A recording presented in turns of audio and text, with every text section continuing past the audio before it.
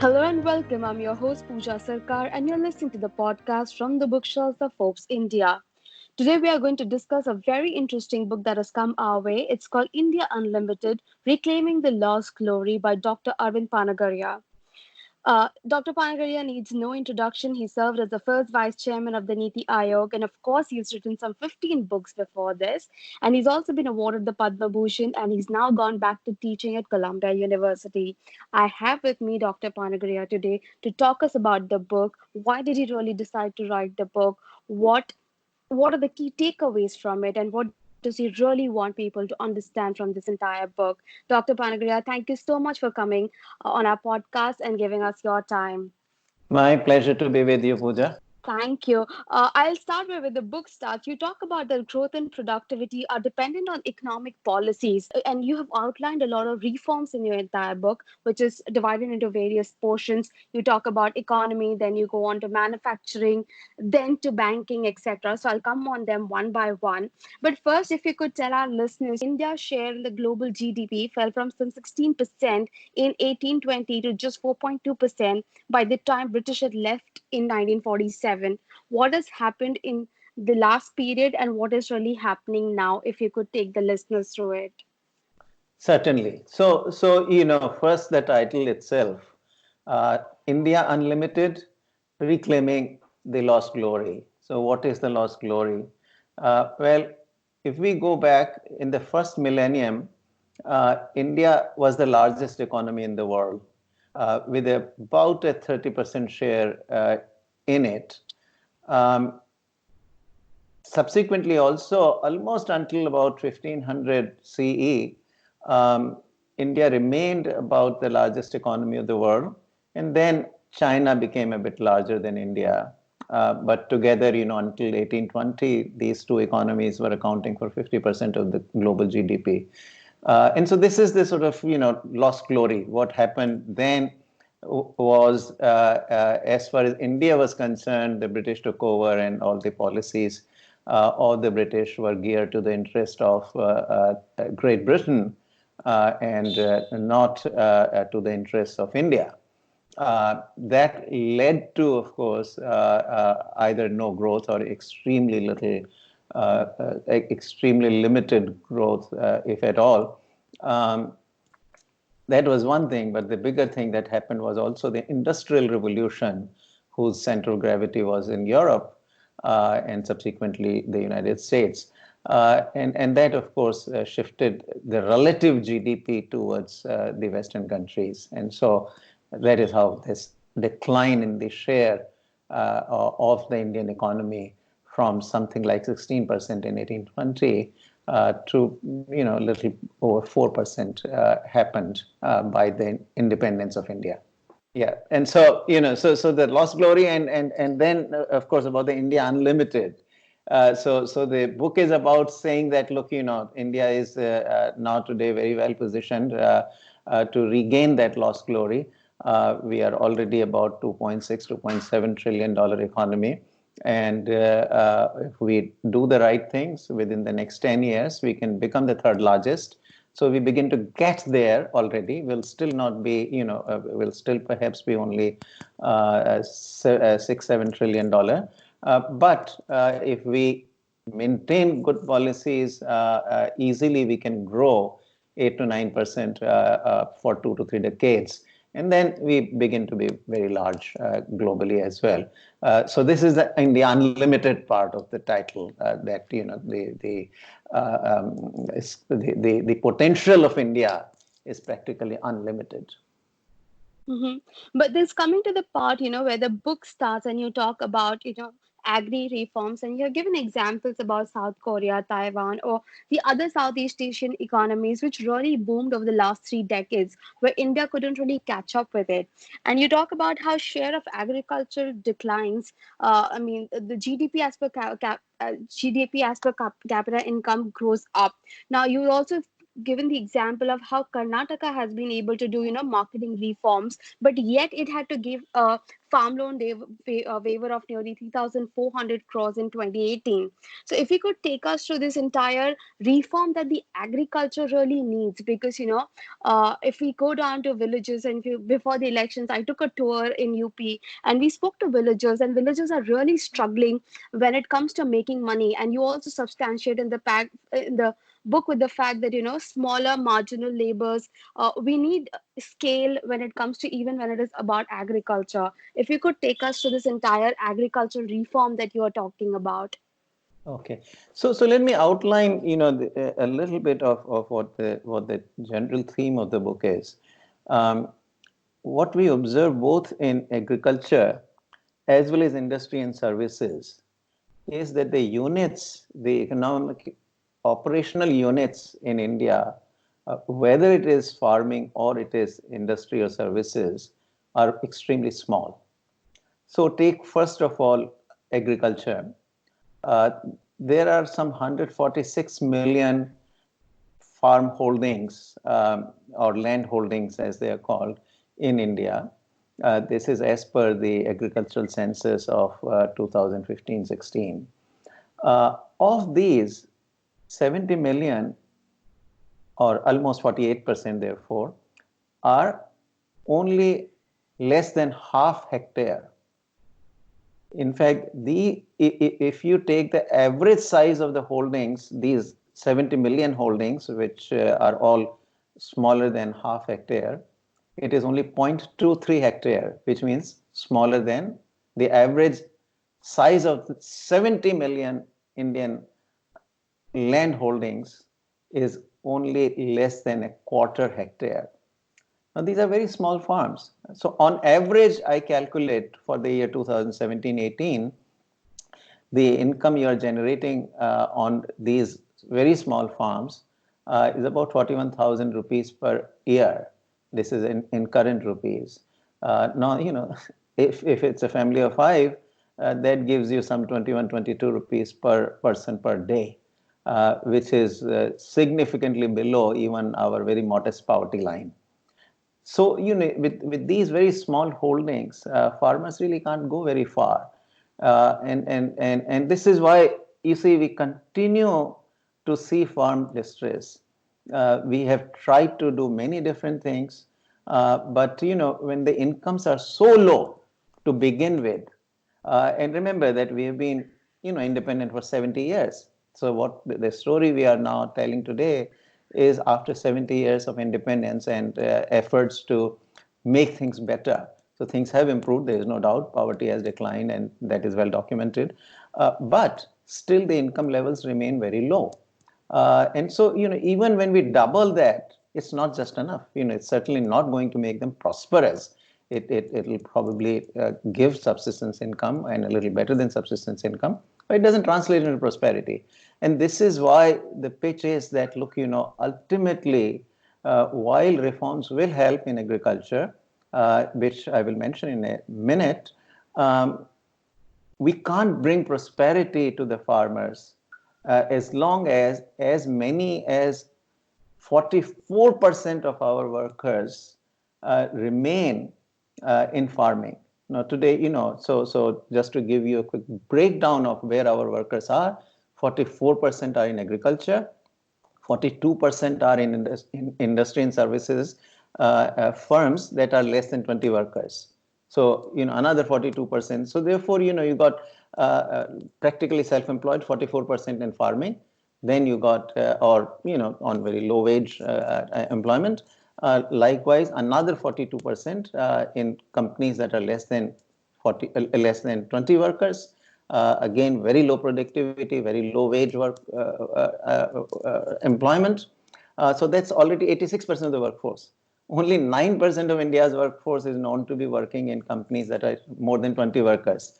And even 20 workers really is not a very large size, So we are a nation of very small kind of, both in farming and in industry and services. And so the pitch of the book, that is the theme, that India needs more medium and large firms, especially in the labor-intensive sectors such as apparel, footwear, furniture, kitchenware, a lot of other light manufacturers. That's the sort of underlying theme and the reforms that I spell out are all about bringing a larger number of medium and large firms into existence. Now, quickly, the reforms that we need in agriculture, marketing reforms, that's clearly one area where perhaps farmers do not get enough share in the farm output. So marketing reforms are all about giving larger value of what they produce to the farmers themselves.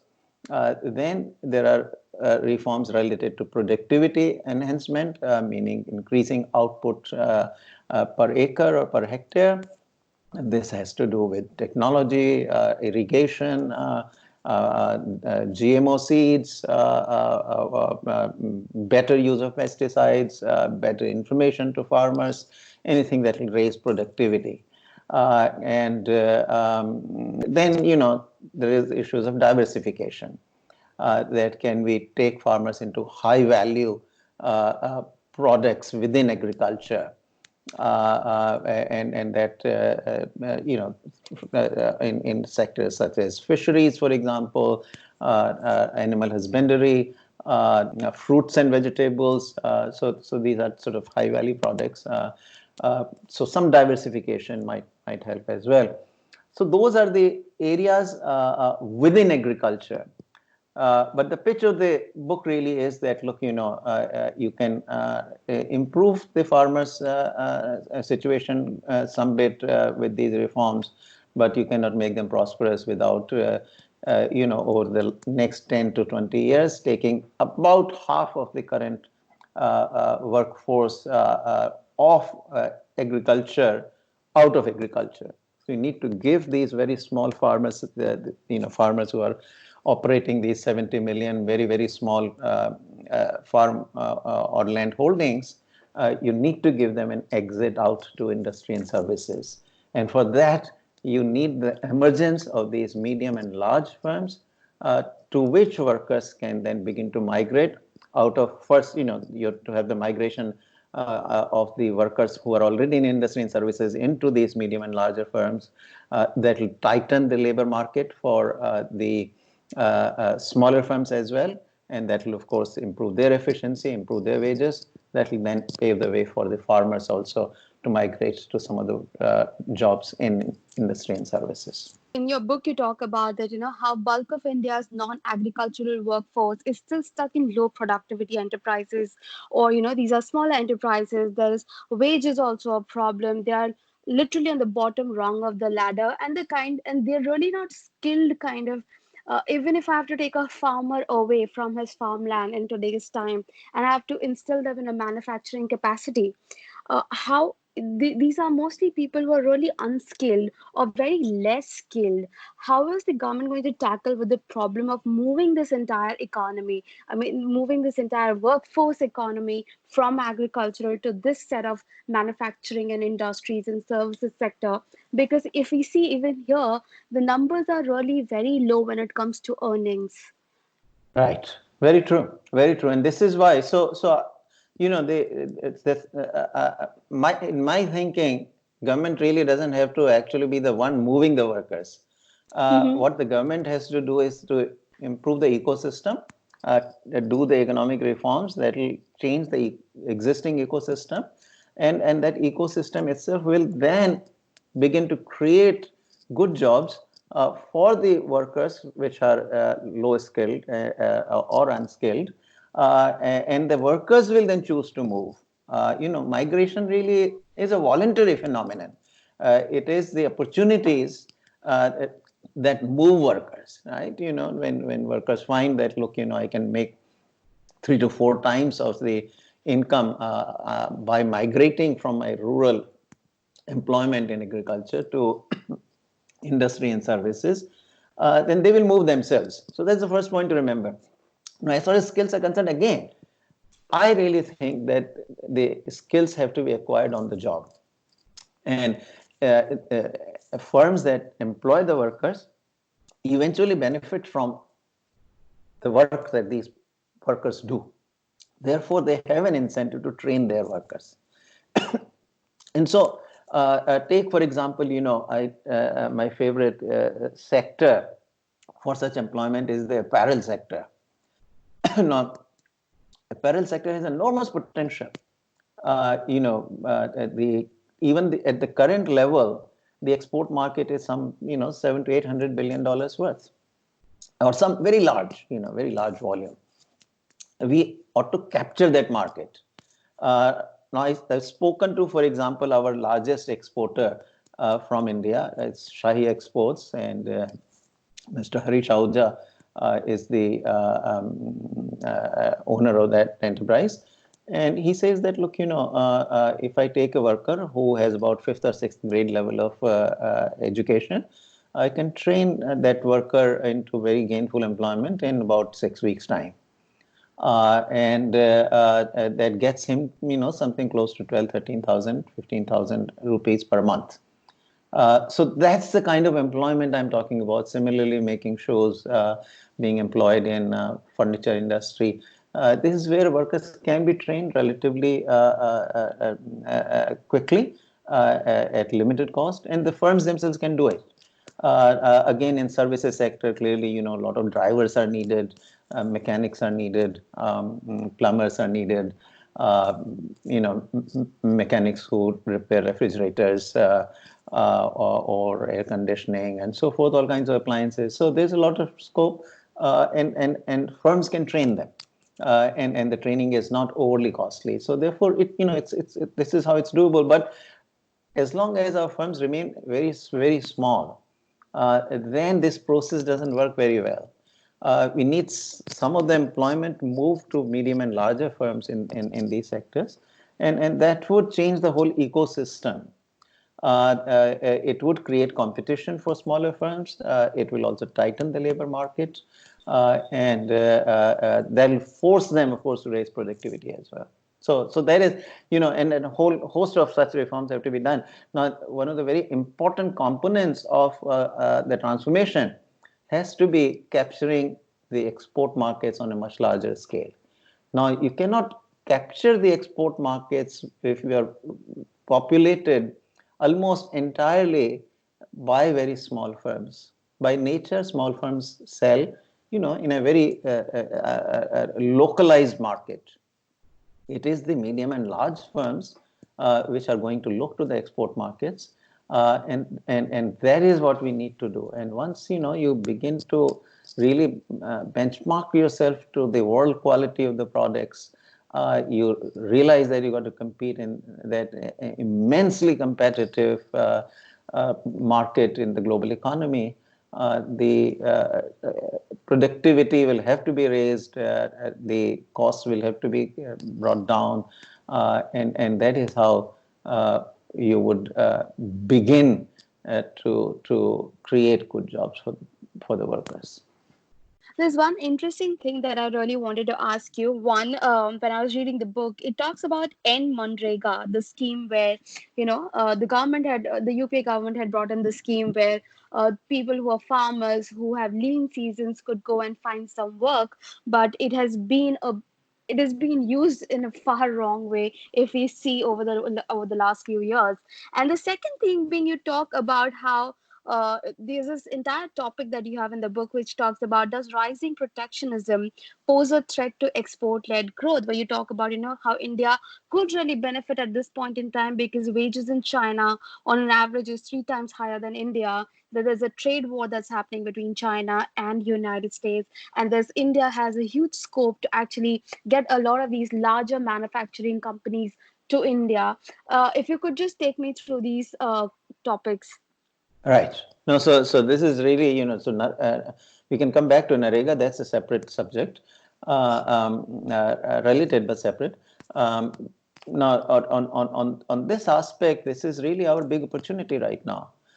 So, already because of the US-China trade war, as well as this massive rise in the wages in China over the last 15 years or so,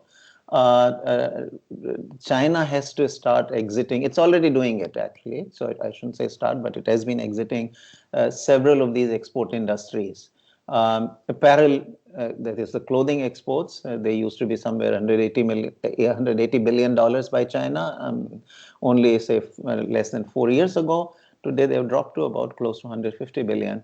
And similar changes are occurring in other areas, and that opens the market for capture by the other countries. And that is where we, I think, globally, we are the only very large country which has the kind of workforce that is required to really replace China as the so-called sort of the manufacturing factory of the world. And so what we ought to do is to rejig our policies such that the large number of these multinationals which are now leaving China, and the current crisis of the coronavirus is again reinforcing that process. The firms are going to now reassess again that whether China is the right location for them to supply the rest of the world, and so they will be looking for alternative locations. So again, it opens for India a great opportunity, and so I had mooted this idea of autonomous employment zones, that particularly near the coast, where we got good ports, the deep dredge ports. Somewhere around there, you take out areas of 200 to 300 or even 500 square kilometers, and create fantastically good economic policy environment there. Flexible labor laws, flexible land laws, the easy movement of goods in and out of the country, which is trade facilitation. We do that. These are the zones into which we can then try to bring these very large multinationals which are leaving China currently. That would really start a huge process, and the big advantage of doing it in that way is that these multinationals bring their own capital, they bring their own technology, they bring their own very good management, state of the art global management practices, and above everything else, they bring the links to the global markets. Unlike firms which have not exported before, they actually know what the export markets are. They can link us then in a variety of different products that they produce to the global economy. And that then can gradually build up the linkages to the internal economy. And so they can then also pull in as many of our efficient firms into this process. And our efficient firms, particularly the medium and small ones, can become ancillaries to these larger multinational firms and so forth. So that is the kind of conception I've had for the last few years, that this is what we ought to try to do.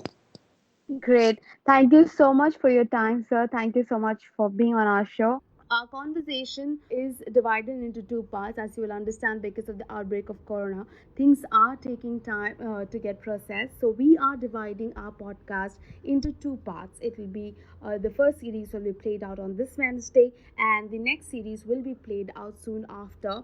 We are hoping not to delay it, but this is our sincere request from our podcast that you listen to both the parts separately and come back to listen to our podcast once again next Wednesday. We hope you really enjoy this. Thank you so much for being a part of our journey, and stay safe, stay home, take care.